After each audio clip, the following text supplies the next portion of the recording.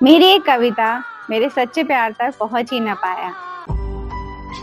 खूब मिलना जुलना था उसका मतलब ही उस खूब मिलना जुलना था उसका मतलब ही उसे, मगर हम जैसे दिल वालों को वो पहचान ही न पाया।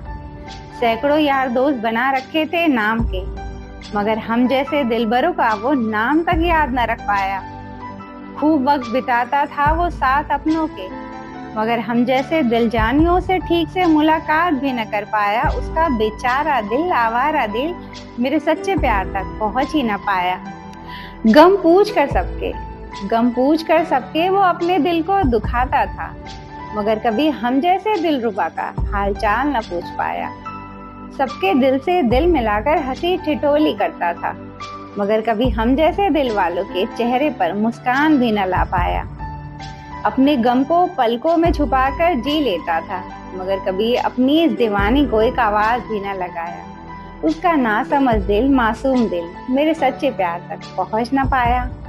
आखिरी की 4 लाइनें हैं कि तेरा दिल हाथों में रहा सबके खिलौना बनकर, तेरा दिल हाथों में रहा सबके खिलौना बनकर, बस तूने मेरी ही झोली खाली रखी थी। मुसाफिर बनकर तू फिरता रहा यहाँ वहाँ, और मैं मंजिल बनकर तेरे सामने खड़ी थी। तलाश थमेगी जब तेरी थकान बनकर, तब मिलने आऊंगी तुझसे तेरी जान बनकर। थैंक यू सो मच, आप सब ने अपना कीमती वक्त देकर मेरी कविता को सुना। मुझे उम्मीद है मेरी कविता आप सभी को बहुत अच्छी लगी होगी, और अगर अच्छी लगी हो तो मेरे वीडियो के ठीक नीचे एक रेड कलर का सब्सक्राइब बटन है, उसे दबा दीजिए ताकि मेरा हर नया वीडियो आप तक आसानी से पहुंच सके और आप सबके दिलों तक भी आसानी से पहुंच सकूं। तो आज की मेरी कविता का शीर्षक है कि वो मेरे सच्चे प्यार तक पहुंच न पाया। देखिए, आज की डेट में तो हम सभी का लक्ष्य है कि बहुत सारा पैसा कमाया जाए। पैसा चीज ही ऐसी है, जब बहुत सारा कमा लिया जाता है ना, तो तब पता चलता है कि यार सुख तो इसमें भी नहीं है, सुकून तो इसमें भी नहीं है। चलिए अमीर आदमी बन जाएंगे ना, तभी आप ये समझ पाएंगे कि पैसा इतना जरूरी भी नहीं था लाइफ के लिए, जो मैंने ये समझा। और उसका एक सबसे अच्छा उदाहरण मैं आप सभी को दूं तो रावण के जो है किरदार को आप सभी बहुत अच्छे से जानते होंगे कि रावण के पास किसी चीज की कमी नहीं थी। पत्नी, बच्चे, एक संपन्न परिवार और एक बहुत ही धनी समृद्ध व्यक्ति थे वो। लेकिन फिर भी सोचिए, कहीं उनके दिल के कोने में खाली जगह थी, और उस खाली जगह को सीता ने जब भर दिया तो उन्होंने अपने प्रेम को पाने के लिए जो है कि जो कुछ भी वो कर सकते थे उन्होंने सब कुछ किया। तो मैंने एक वीडियो बनाकर आप सभी को ये बताया था कि रावण एक महाप्रेमी है मेरे हिसाब से, क्योंकि रावण ने प्रेम को भी बहुत शिद्दत से किया। उन्होंने फिर ये नहीं सोचा कि इस प्रेम का क्या परिणाम होगा, बस प्रेम हुआ तो उसे पाने की दौड़ में वो लग गए बिना कुछ सोचे समझे। जबकि कहने को लोग कहते हैं कि रावण बहुत महाज्ञानी थे, तो महाज्ञानी को तो बिल्कुल ज्ञान रहेगी हर बात, लेकिन प्रेमी को ये बात ज्ञात नहीं रहेगी, क्योंकि प्रेमी जो है कि हमेशा अपने प्रेम के बारे में सोचेगा। तब वो महाज्ञानी नहीं रह गए, और महाप्रेमी बनकर उन्होंने अपनी जान दी। सब कुछ दांव पर लगा दिया, सब कुछ तबाह हो गया, सब कुछ खत्म हो गया एक प्रेम को पाने के लिए। तो जो है कि प्रेम उनका बहुत सच्चा था रावण। उन्होंने कभी सीता को हाथ भी नहीं लगाया। सोचिए, आज सबसे ज्यादा मैं देख रही हूँ कि लोगों के अंदर एक तूफान है कि अमीर बनना है, बहुत धनवान बनना है। बनकर देखिए, मैं कोई होता है ना, कोई बहुत सारे पैसे जमा करने के बाद इस चीज को समझता है कि पैसा ही सब कुछ नहीं है। पैसा सुख नहीं देगा, पैसा संतुष्टि नहीं देगा, पैसा खुशी नहीं देगा। है आपको एक अच्छी लाइफ जीने मिलेगी, लेकिन अंदर से अगर आप अकेले हैं तो फिर बताइए वो पैसा आपके किस काम का। आप जब भी किसी अमीर आदमी के घर को देखेंगे ना, उसका घर का हर एक कोना बहुत सुंदर होगा, सब कुछ बहुत परफेक्ट होगा, साफ सुथरा होगा, एकदम चमक धमक होगी। लेकिन उसके हृदय में जब आप झांक कर देखेंगे तब आपको दिखेगा कि खाली जगह एक है।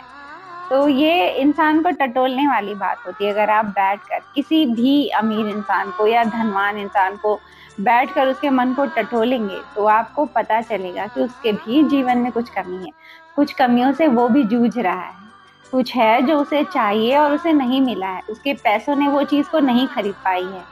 तब आपको रियलाइज होगा कि देखिए, ये हमारे ऊपर होता है कि आप कितने जल्दी इस बात को समझ जाते हैं।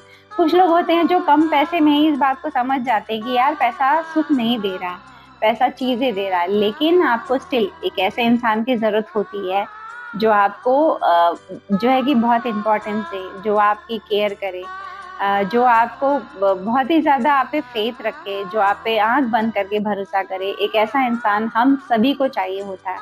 बस प्रॉब्लम ये है कि हमें चाहिए होता है, हमें वो इंसान बनना नहीं होता।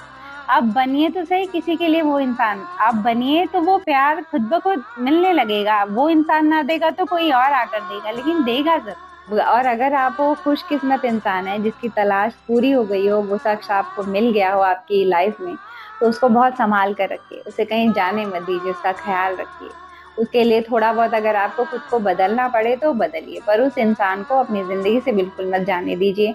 हाँ, लेकिन बहुत सारे लोग ऐसे हैं जो उस तलाश में अभी भी लगे हुए हैं, जिनको कोई ऐसा इंसान नहीं मिल पा रहा जो उनके दिल के सारे दुख दर्द को समझ सके, जो उनकी समस्या को समझ सके, जो लगे कि कि ऐसे लगे कि दो दिल नहीं है, हम एक ही दिल है, वो मुझे बहुत अच्छी तरह से समझता है। मैं तो ये तलाश सभी की चल रही, सभी को एक ऐसा इंसान चाहिए, मिल नहीं रहा। तो कोई बुराई नहीं है, आप 100 लोगों से मिलते रहिए, हार मत मानिए। अगर आप हार नहीं मानेंगे तो आपकी तलाश बिल्कुल पूरी हो जाएगी। पर अक्सर हम हार जाते हैं। एक्चुअली संसार में ये ना शरीर हमारी, ना कोई रिश्ते हमारे, ना कोई लोग हमारा, सब बस आपका इस्तेमाल करे जा रहे हैं। एक लड़की की मैं बात करूं तो बताइए, माँ बाप उसको पाल पोस कर अपने घर बड़ा करते हैं, पढ़ाते हैं, लिखाते हैं, और उस लड़की को जब ससुराल जाना पड़ता है, अब क्या होता है उसके साथ? जो माँ बाप बड़ा करते हैं ना, तो वो बस अपनी हड्डियां घसती रहती हैं, ससुराल में काम धाम करती रहती है दिन रात। बस बोलते ना, मरने तक वो बेचारी का सिलसिला ऐसे ही चलता है कि उठना है, काम करना है।